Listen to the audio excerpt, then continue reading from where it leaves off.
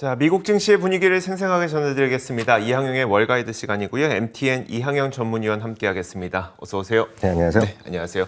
위원님, 우크라이나 사태가 전조가 없었던 건 아닌데 갑자기 이제 수면 위로 떠오르면서 미국 시장을 좀 출렁거리게 만들었어요. 미국 시장 한번 봐주세요. 네, 맞습니다. 각국에서 그 자국민에 대해서 우크라이나를 이제 빨리 나오라는 정도로의 메시지를 계속하고 있죠. 물론 이제 가장 직격탄을 날린 것은 백악관의 안보 보좌관이 수일 내에 전쟁이 날 수 있다라는 경고를 한 거 아닙니까? 네. 그러다 보니 시장에서 또 격변의 움직임이 있었습니다.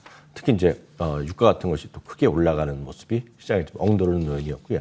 사실 그런 백악관 안보 보좌 발표 전까지는 시장이 좀 보합 정도 움직였었거든요. 하지만 그 발표가 나오고 나서 주가가 크게 흘러내린 것이 지난 금요일장의 하루의 모습이었습니다. 그러다 보니 다우 S&P 500 거의 1.5, 1.9%가 내렸습니다. 나스닥은 2.8%까지 주가가 내려가는 모습이었기 때문에 그만큼 이제 나스닥이 상대적으로 좀 취약한 그런 느낌에서 벗어날 수는 없었습니다.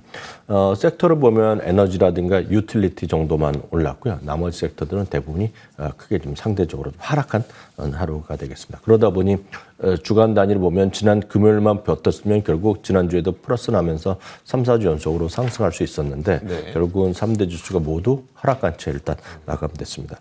말씀드렸다시피죠. 미국이 했고요. 그 전에 캐나다도 얘기했고요. 그리고 영국 이런 것들, 우리나라도 이제 여기에 이제 동참한 거 아닙니까? 네네. 그래서 자국민들이 이제 빨리 이제 거기서 나오라는 얘기를 하고 있습니다. 특히 지금 잠시 전에 뉴스 보니까 이제 미국 비행기에서 우크라이나로 강하는 이제 민간 항공기가 네네. 지금 여기까지 취소됐다고 하거든요. 그러니까 그 전에 캐나다에서 발표된 캐나다 방송은 CBC 방송을 보니까 제목이 이렇게 써 있습니다. 민간 항공기가 지금 운행을 여전히 유지할 때 빨리 나오라는 얘기입니다. 그러니까 네. 좀 있으면 끊길 수도 있다라는 걸 경고를 했거든요. 그러니까 아무리 이제 각 국가들이 이제 이렇게 빠져나오라고 하더라도 결국은 안 나오는 사람도 있지 않습니까? 그렇죠. 그런 거에 대한 경고를 하는 거죠. 물론 각국이 모든 사람들이 이동의 자유가 있기 때문에 계속 있는 건 뭐라고 할 수 없지만 어떤 각국 우리나라도 마찬가지지만 빨리 나오라는 얘기를 경고의 메시지를 계속 전하는 것이 결국 지난 주말에 주가가 이렇게 크게 내린 가장 큰 요인이 되겠고 그러다 보니 유가는 93달러를 훌쩍 넘는 그런 모습을 보여줬고 한때 94달러까지 위협을 하는 모습이었습니다. 금값도 올라가죠. 금값은 어찌됐건 이제 전통적으로 뭔가 불안불안하면 네. 안전 심리로 가는 거잖아요. 그래서 금값도 좀 올라가는 모습, 1,800달러 중반입니다. 이렇게 되면 이제 팬데믹 때 2,100달러 수준 갔었거든요. 네. 그때 이후 최고 수준을 가서 회복하는 올라가는 모습이 되겠고 역시 그러다 보니 또 달러도 다시 좀 안정된 모습을 보여줬다가 달러가 또 지난주 목금은 또 좀 반등하는 모습을 보여준 것이 지난 주말 흐름이었습니다. 반대로 또 금리 같은 경우는 좀 안정세를 소폭 안정된 모습을 보여준 것도 하나의 특징이 되겠습니다. 알겠습니다. 자, 시장에서 이런 이슈가 발생을 하다 보니까 결국은 주요 기업들도 주가가 하락하지 않을 수 없었던 것 같아요. 주요 기업들은 어땠을까요? 맞습니다. 대부분의 주가는 좀 하락할 수밖에 없죠. 시장 네네. 상황에서요. 애플 같은 경우가 2% 정도 떨어졌습니다. 마이크로소프트도 2.4% 떨어졌고요. 알파벳도 3% 떨어졌습니다. 테슬라도 5% 떨어졌고요. 특히 언더아머 같은 경우는 실적은 괜찮았는데 실적 발표를 이후에 공급망 이슈가 계속 시장을 좀 발목을 잡을 수 있다는 얘기를 하고 있습니다. 그럼 대부분의 어떤 소비 제품 이런 것들이 사고 싶어도 못 사는 것들이 꽤 많이 있거든요. 네. 특히 이제 지금 미국과 캐나다 양국에서 가장 큰 이슈 중에 하나는 국경이 막혀 있는 거거든요. 그러니까 미국 가장 큰 국경이 미국과 캐나다에서 동부 쪽에 있는데요. 거기서 보면 일단은 많은 분들 뉴스 보시겠지만 캐나다의 수도 오타와가 지금 데모하신 분들 그래서 돼 있기 때문에 이제 거기가 막혀 있거든요. 그래서 지금 경찰의 그 주에서는 이제 완전 비상 대책 비상 선언을 했고요. 그래서 지금 오늘 뉴스를 제가 잠시 전에 보니까 이제 그 다리에 있던 사람들 이제 빨리 체포하고 이런 것들 하고 시위대는 어느 정도 정리됐다 하더라고요. 그러니까 반발이 많죠. 하여튼 그런 걸 떠나서 해외에서 오는 것들이 여전히 이제 제품 생산부터 여러 가지 문제가 있다 보니까 언더아머가 공급망 이슈를 우려하면서 12.5% 떨어졌고요. 어펑 같은 경우는 이제 작년 상당히 성장주가 잘 나갈 때 보면 고공행진을 하던 것인데요. 실제 적자 회사거든요. 그래서 금리가 올라갈 때 적자 회사에 약간 좀 마이너스 요인이 있는데요. 제프리스에서 투자 견해를 중립에서 매도로 내렸고요. 목표 주가를 20%를 한 번에 내려놨습니다. 55달러에서 45달러 내리면서 주가가 20% 급락했고요. 엘프는 이제 우리를 보면 먹는 거죠. 먹는 거에다 리뷰하는 사이트인데 결국 이걸 통해서 배달도 시키는 건데요. 깜짝 실적이 나면서 4% 올라갔습니다. 엑스피디아는 깜짝 실적이 나왔는데 우크라이나 우려가 나오면서 갑자기 밀려나면서 같이 다 밀렸습니다. 직전은 또 사상 최고까지 갔었고요. 그날 발표된 실적 발표인 전날 발표한 이후에 최소 12곳이나 목표 주가를 상향시켰다는 것도 좀 염두에 두시면 좋겠습니다. 알겠습니다.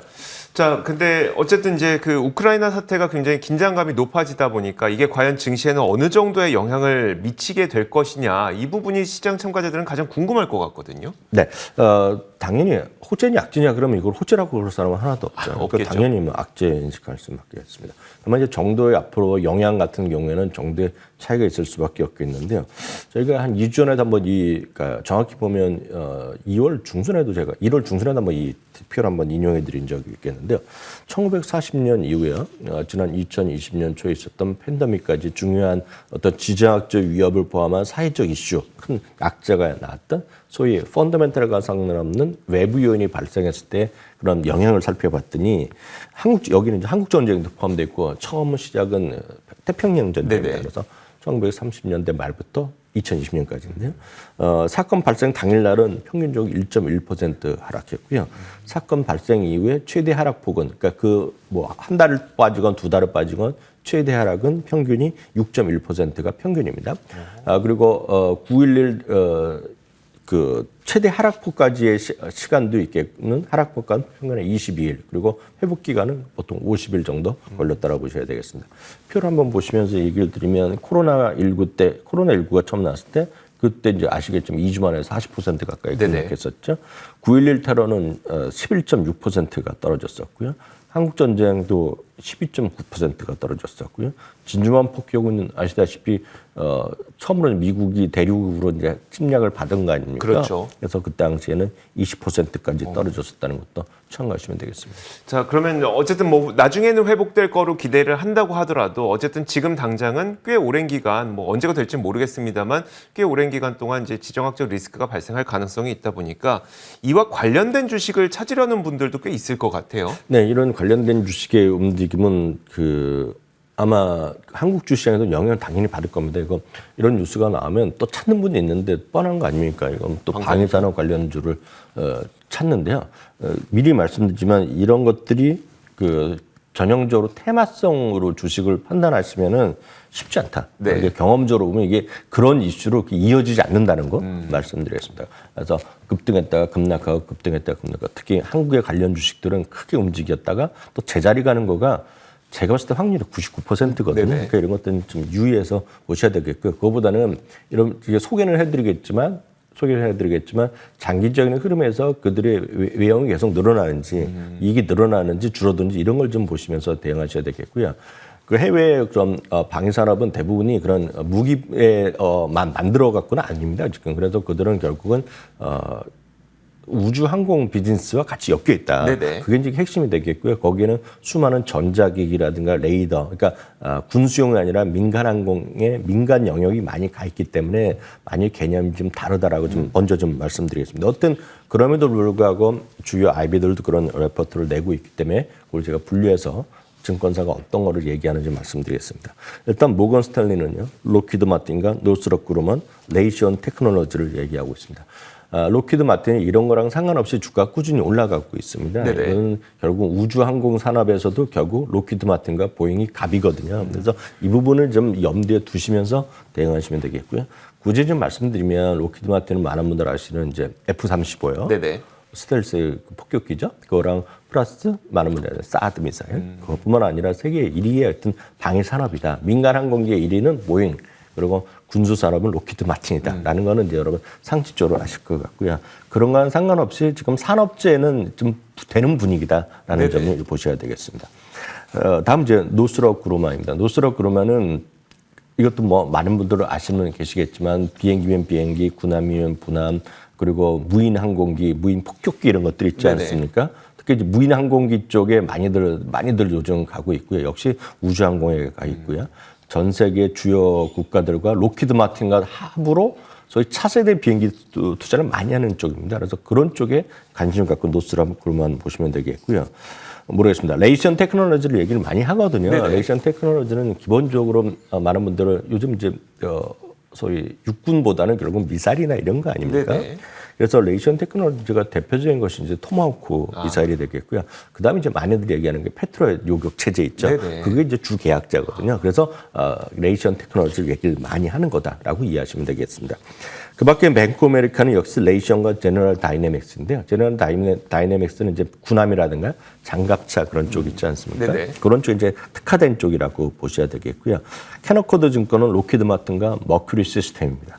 머큐리 시스템들은 익숙하지 않은 분 많을 텐데 이런 얘기를 합니다. 머큐리 시스템이 없으면 초정밀 전자 요격 전자 그런 항법 장치 이런 거 있지 않습니까? 네네네. 그런 게 안 된다고 얘기하는 정도이기 때문에 이거는 기본적으로 예전에 출발은 제가 예전에 몇 년에 찾아봤을 때는 머큐리 컴퓨터인가 뭐 그런 쪽 이름에 컴퓨터가 들어갔을 정도로 IT 기업입니다. 네네. IT 기업인데 일단 군수 항공 쪽에 들어가고 우주 속에 들어가면서 수많은 정밀 기기가 들어갈 거 아닙니까? 우리가 네네. 뭐 전문 영역이 아니라서 모르겠습니다. 거기에 이제 특화된 기업이다라고 이해하시면 되겠고요. 다만 이런 것들은 그들이 얘기하라서 제가 소개는 해드렸지만 이런 거는 뭐 전문 영역이 되겠고요. 이걸 정말 이런 우크라이나 때문에 이렇게 샀다 팔았다 하는 거는 저는 절대로 네네. 권하지 않는다 말씀드리겠고요. 그보다는 장기적으로 우주 항공 방위 산업에서의 ETF는 ITA라는 게 있거든요. 그래서 이런 게 오히려 좀 편안하다라고 보고 있겠고요. 그런 건 상관없이 그 말이 나온 김에 말씀드리면 시장에 대한 안전판 이런 쪽에서 금에 대한 관심이 또 커질 수 있는데 이것은 단기적으로 보지 마시고요. 늘 제가 강조드린 부분이지만 여러분 투자하실 때 금이 됐건 그냥 순수하게 달러가 됐건 간에 좀 분산 투자해서 좀 버퍼 할 수 있는 정도라고 네네. 보시면 되겠습니다. 이게 시장이 그럼 계속 주식이 계속 좋아지면 금값이 올라가겠냐? 떨어질 수밖에 그렇죠. 없지만 항상 버퍼가 되는 해지하는 수단으로 하는 어떤 뭐 긍정적으로 보고 있는데 여튼 금에 투자하는 방법은 가장 쉬운 거는 우리 여러분들 HTS 상에서 여러분들이 금 거래를 하는 거가 가장 저렴합니다. 대한민국 기준으로 보면 제가 봤을 땐 가장 합리적이고 가장 빠릅니다. 네네. 그리고 수수료도 가장 적기 때문에 여러분들이 우리나라 거래소에서 바로 사시는 방법도 아실 것 같습니다. 그래서 가장 편하겠고요.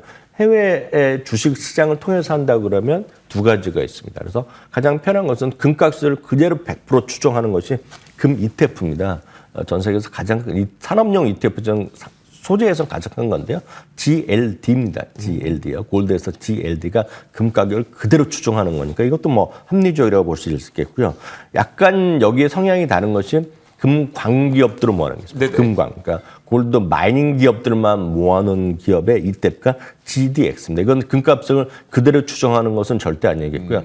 그것보다 더 빨리 움직일 수 있습니다. 네네. 그래서 오. GDX는 예를 들어 뉴먼 코퍼레이션 같은 게 여기에 들어가는 거다라고 베럭골드 이런 거 여기에 들어가거든요. 그러니까 그런 쪽이 보아든 것이 GDX라고 있다라고 이해하시면 되겠습니다. 알겠습니다. 자, 근데 이제 또 중요한 이슈가 한 가지가 있었어요.